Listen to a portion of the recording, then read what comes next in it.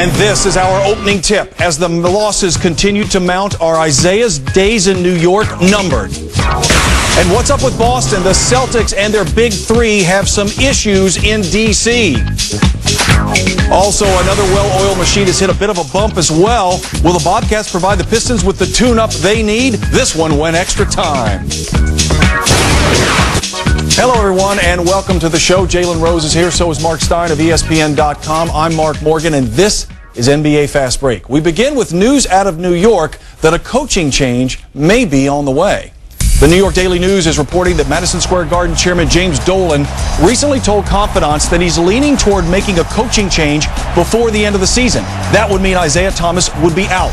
The Knicks are currently 9-26, the second worst mark in the East. Thomas, who 10 months ago received an extension, responded to the news that he may soon be fired.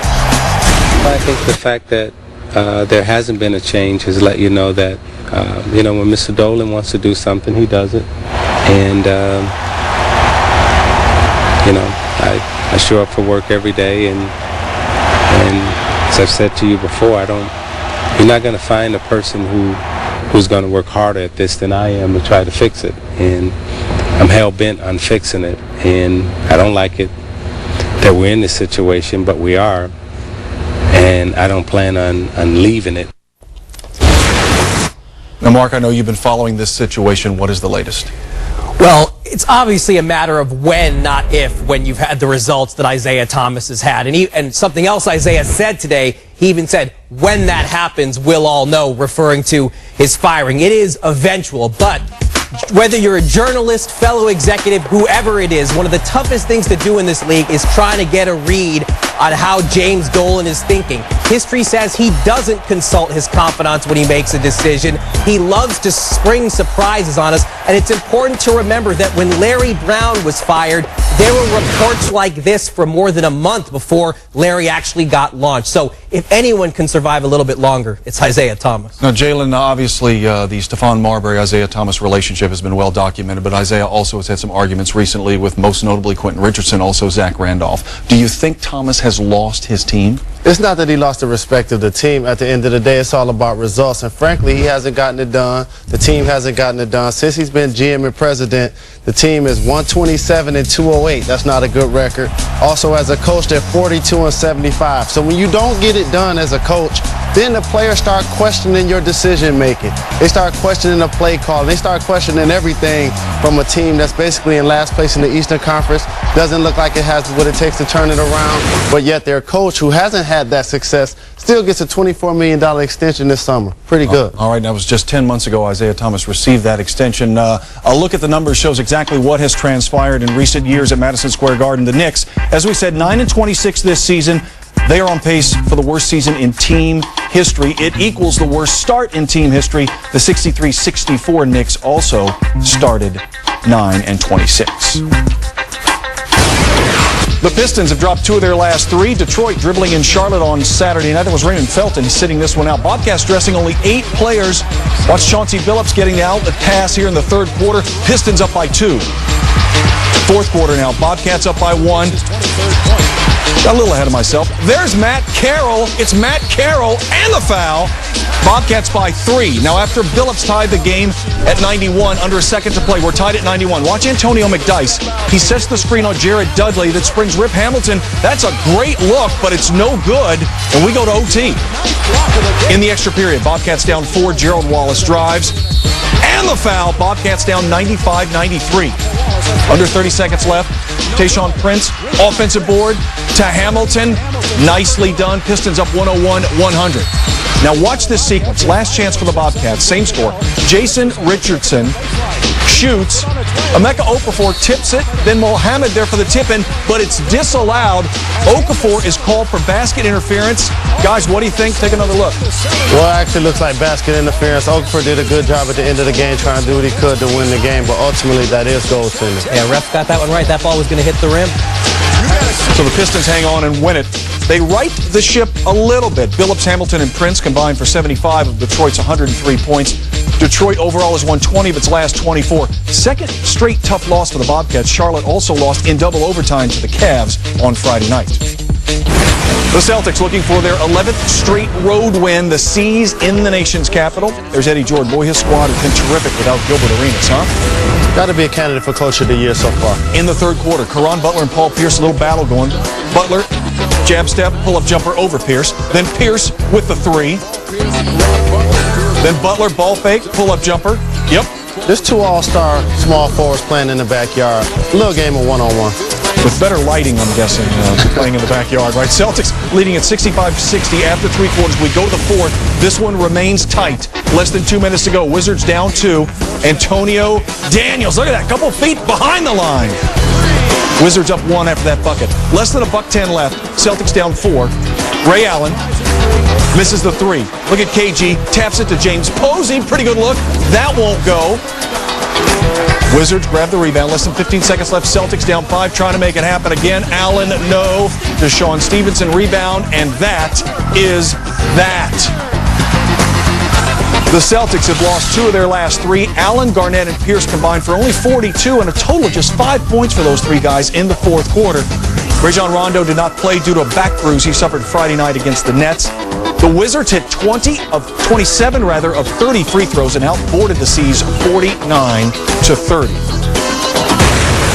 And I mentioned Gilbert Arenas, guys, moments ago. The Wizards, Jalen, are now 16-11 without Arenas. How in the world have they done that? Kudos to Eddie Jordan, first off, for keeping these guys focused and in line. But then you step up and you got guys like Caron Butler playing like an all-star. You got Antoine Jamison in the contract year getting it done. And then you have fringe guys. You got Antonio Daniels knocking down the big 3 at the end of the game. The bottom line is this. When you play wounded, and they are wounded because they're without Gilbert Arenas, who's probably their best player, other guys get the opportunity to step up, make a name for themselves, and they're really getting it done.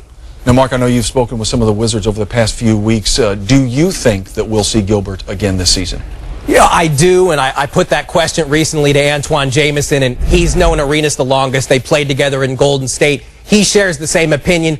The reason it's in question is because Arenas worked too hard in the summer, rushed back, put too much stress on the knee in the offseason, and he's dropped some hints here recently that, maybe he will sit out the whole season, but nobody close to him thinks he's going to be able to resist, especially with as well as they're playing right now. All right, next up for Washington, a quick rematch with the Celtics Monday night. This one will be in Boston. Straight ahead on NBA Fast Break with 4 championship rings, Spurs head coach Greg Popovich looking for another milestone on Saturday night. Also on the way, you have to see them to believe them. It is our plays of the week. Plus, with the NFL playoffs in full swing, we'll compare some of Saturday's primetime performers from that league with the best from the association. Stick around. NBA Fast Break, brought to you by the stylish 2008 Mercury Milan. Mercury, new doors open. The Mavs are hot. They've won 6 in a row. Dallas paying a visit to the Clippers. There's Avery Johnson, hoping his team can keep it going. Clips up by 4 first quarter. Tim Thomas 3, no. You kids at home, follow your own shot, huh? And the throwdown, LA up 6. That's how you go to the basket strong, Tim Thomas. Here he is in the post. Thomas, a little fadeaway. He had 10 first quarter points. The Clips shot 70% from the field in the opening stanza. Second quarter, Mavs down by 11. Brandon Bass, no. Sagana Diop misses the tip. Oh, when in doubt, give it to Dirk. And the thing about Dirk Nowitzki, those are like layups to him. Those are the shots to get him warmed up from the three-point line. About 4.5 minutes to go in the third quarter in L.A. Look at the Mavs. Actually, both teams really spreading it around offensively, and the Clips with a 9-point lead. Thomas with 17 points to lead all scorers. The Spurs have won 7 of their last 8 against the Timberwolves. Spurs coach Greg Popovich looking to become the 20th coach in league history to reach the 600-win plateau. Tony Parker, first quarter, off the glass and in. Parker, 21 points and 8 dimes in this one. Third quarter, watch Parker inside to Tim Duncan. The NBA cure of a bad cold, the Minnesota Timberwolves are. Oh, that's just not nice. Duncan, 15 points and 9 boards, and the Spurs win it going away. Pop gets number 600. More on that in a moment. San Antonio outscored the Timberwolves 61-43 in the second half. The Spurs shot 52% from beyond the arc. I mentioned Pop gets win number 600. His winning percentage ranks him 3rd on the all-time list for the highest winning percentage in league history. With Saturday's win, he passes Red Auerbach to become the 3rd fastest coach in NBA history to reach 600 wins. The Bucks have lost 19 straight times in Phoenix. There's Steve Nash back. Had a little flu, but looking pretty good early on. Watch Nash, third quarter now. Over E, and that's 3. Suns by 1. Later in the third, we are tied. Nash finds Amari Stoudemire over Andrew Bogut. Stoudemire with 31 on the night. Still in the third, off the steal. Again, finds Steve Nash. Touchdown pass to Sean Marion. They call him the Matrix. And that plays like that, he outran 4 Milwaukee Bucks players for that dunk. Look at Nash all alone for the 3. He was 13 of 17 from the floor for 35 points. And for the 8th time this season, the Suns reached the 120-point plateau. Bogut's 29, a career high. He was 14 of 16 from the field in the loss. All right, on Saturday, the Packers and Patriots advanced in the NFL playoffs, and we're going to get out our 24-second shot clock, guys. We're going to draw some parallels between the NFL and the NBA. And Mark, we're going to start with you. Who is the Bill Belichick of the NBA? Well, even with my pedestrian NFL knowledge, that's an easy one. It's Greg Popovich. It's not just because Popovich has an actual spy background from his time in the Air Force, or the fact that he also likes coaching clothes much better than the fancy dress. He's created a very Pats-like environment in San Antonio, all about the players, no drama. You got players giving back money in their contract negotiations like Tom Brady. Duncan did the same thing. These are organizations that trade notes frequently. They're very close. All right, 24 seconds for you now, Jalen. Who is the equivalent of Tom Brady in the NBA? Now, to be Tom Brady in the NBA, first off, you got to be young. You have to be a champion. You also have to have the girl, Eva Longoria or Giselle, that every man wants to have. It's definitely Tony Parker. Absolutely, positively, no question. Finals MVP last year. He flies under the radar when you talk about great point guards in this league, but he consistently gets it done and will continue to get it done, just like Tom Brady tonight. All right, so you're going to take Tony Parker. Now, Mark, 24 seconds for you. Randy Moss, the Patriots, had a record-setting season. Give me a comparison to Randy in the association. Well, you might have people who would say Rasheed Wallace or maybe Ron Artest, but I've got to go with Steven Jackson. It was almost exactly a year ago. Indiana took on a ton of salary because they thought they had to trade this guy and get him out of town any way possible. A year later, Steven Jackson was a playoff hero, the guy who helped Golden State recover from an 0-6 start. Baron Davis is the best player on the Warriors, but even Baron would tell you Steven Jackson is the emotional compass of that team. All right, and we mentioned that the Packers advanced over the Seahawks. We want to show you the scene Saturday at Lambeau Field in Green Bay. It was classic playoff weather. You like the snow, James? The frozen tundra. Exactly. Temperature a little below freezing, kind of blinding snow throughout much of the game. Many visiting teams aren't crazy about playing at Lambeau Field in weather like this. Gee, I can see why. Jalen, which arenas in the NBA are visiting teams not fond of entering? Obviously, you're inside, so you don't get the snow, but... Now, let's talk about the team that has 16 NBA titles during the Red Auerbach era.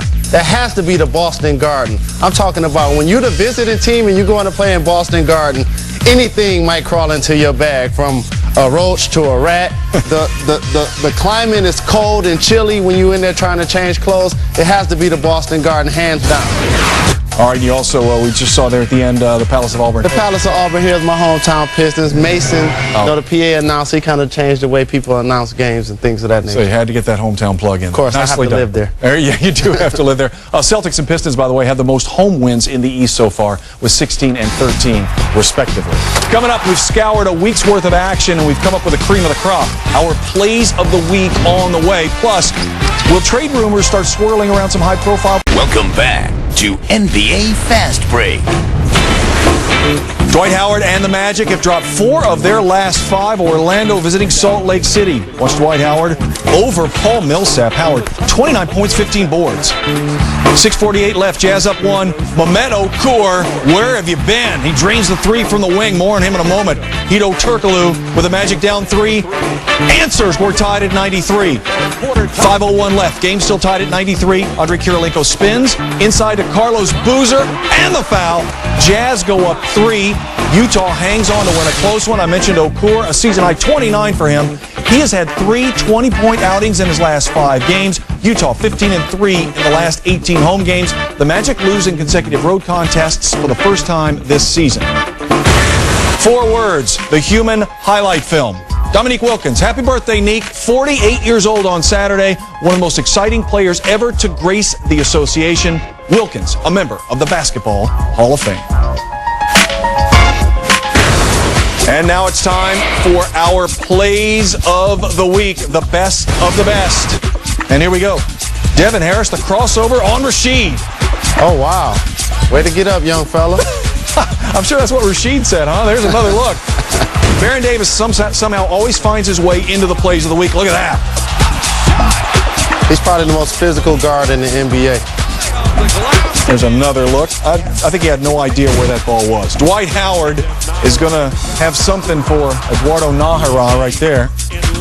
I don't think Nahara really wanted to take that ball in there and dunk it. I don't think he wanted to do it. He had virtually no choice, I guess. Watch Al Harrington. Al shoots, and a friendly bounce, to say the least, off the top of the backboard and back into the hoop. Well, when the officials are calling the game, that's normally out of bounds. But since they let it bounce up at the top a couple times, it's good. All right, so that one counts. Warriors bench loves that. Watch Brandon Bass right here on Jason Maxiell. That's almost a poster, Jason Maxiell's from Dallas. That was his homecoming game. Not good. Not good for him. Look at the Mavs bench. Kobe Bryant, the no-look over-the-head pass to Trevor Ariza. It was actually a great catch. It was a shoestring catch and a tremendous finish by Ariza. Nice hands, Trevor. Jamal Crawford. Watch this. Oh, wow. Crossover. Oh, my, no. I've got to see the replay there because I'm not sure what happened. Don't try this at home, kids. And just so you know, Jamal Crawford, he practiced that move frequently. All right, that was Crawford, and this is Dwayne Wade on Tuesday. Minnesota. Dwayne Wade squeezing through and then squeezes the trigger to drop it down. And LeBron James on Friday night. LeBron James is starting to get a killer instinct, and that's trouble for the NBA. A lot of trouble. Challenging him, and he took the challenge. Straight ahead on Fast Break, the trade deadline is a little over a month away. Coming up, Mark will tell us if any high-profile players can expect to switch uniforms. We'll also have our hoop heroes. Stay with streaking. They've won 6 in a row. Dallas visiting the Clips. Head to the Staples Center for this one. Under 40 seconds to go, third quarter. Jerry Stackhouse scores, cuts the deficit to 4, but now the Clips on top of the Mavs by 6. Elsewhere, the Pacers have lost 7 straight road games trying to snap that skid in Sacramento. Mike Dunleavy starts out hot for Indiana. First quarter, Pacers up 5. Good ball movement. Jamal Tinsley to Dunleavy. Nice feed. Being in Indianapolis is a much better fit than in Golden State. He's having a tremendous season. Watch the good ball movement. Back to Dunleavy. He buries the 3. He had 18 points in the first half. Third quarter, Kings making a run down 4. Francisco Garcia straight away. Kings trail it by 1. Fourth quarter, Pacers up 3. Dunleavy again. Somebody get a hand. It's another 3. Yeah, you might want to guard that guy, Francisco Garcia. Jermaine O'Neal. Oh, it's a post up. It's a bucket. And the foul. That put the Pacers up by 8. And now the lead has shrunk to 4. 30 seconds to go in Sacramento. You see Dunleavy with 23. Martin leading the Kings with 25. Very late in the fourth quarter in Sacramento. The NBA trade deadline coming up a little over a month away, Mark, February 21st. Some teams may be looking to make a move. Who do you think is the highest profile player likely to switch uniforms? Well, at this point, you'd have to say it's Tracy McGrady. The Lakers have somehow quieted the whole Kobe storm. The Nets are not making Jason Kidd available, even though there's teams that would love to have him. Memphis really listening to Pau Gasol pitches as opposed to shopping Pau.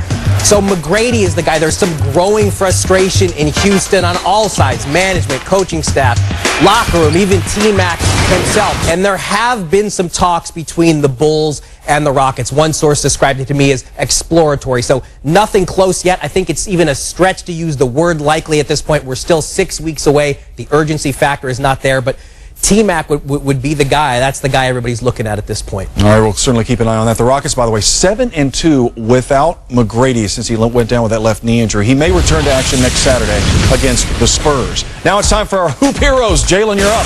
I'm taking a guy when I was in Phoenix I called 2-time because he was a 2-time MVP. Stevie Nash, 35 points, 7 assists, found a way to get back into the lineup after missing the game in Utah. with that Darren Williams flu bug. The same flu bug he had when we went to Utah last season. Steve Nash is my hero. Darrenitis. My heroes are the Bobcats. I've been on these guys all year long in the power rankings on ESPN.com, which we do every Monday. This team was supposed to make a playoff push. We haven't seen it, but this week, beating Boston and almost beat Detroit. I'm taking the Washington Wizards' offensive rebounding performance. The Wizards, 20 offensive caroms, Antoine Jamison, 9 of those. They out-rebounded the Celtics 49-30 in their 7-point victory. We have an update from Sacramento, Pacers and Kings. We are late in the fourth. Indiana with a 4-point lead. Look at the pass to Danny Granger and gets the roll. And the Pacers lead that 111-103, under 10 seconds to go in the game. Saturday's top performers, Steve Nash, 35 points in the Suns win. Gets plenty of help from Amari Stoudemire. Antoine Jamison, again, we mentioned how well this team has played without Gilbert Arenas. Jamison, 16 boards in the Wizards win over the Celtics. And there you see the assists as well. Utah getting some guys spreading the offense around and dishing the ball in their victory on Saturday night. All right, just a couple thoughts here to end it, everybody. Mark? One personnel note to keep your eye on. The Warriors this week, they did sign C.J. Watson as a point guard, but I'm told that does not rule out the possibility that they bring in Gary Payton. They're still thinking about bringing in Payton to give Baron Davis some point guard relief. Jalen, final thought. And I want to wish Dominique Wilkins another happy birthday. He should have been one of the top 50 players of all time. But since he wasn't, happy birthday, Dominique. I remember being little and arguing who was better on a lot of days between Dominique Wilkins and Michael Jordan. All right. He's Jalen. He's Mark Stein. I'm Mark Morgan. We're going to give you a quick update there. Indiana, we showed you Danny Granger's three-pointer. The Pacers have won that game, so Indiana picks up a nice road win in Sacramento. Again, we have a couple minutes here, guys, to kind of discuss a few other things. Mark, any other kind of personnel things we can look for? Well, here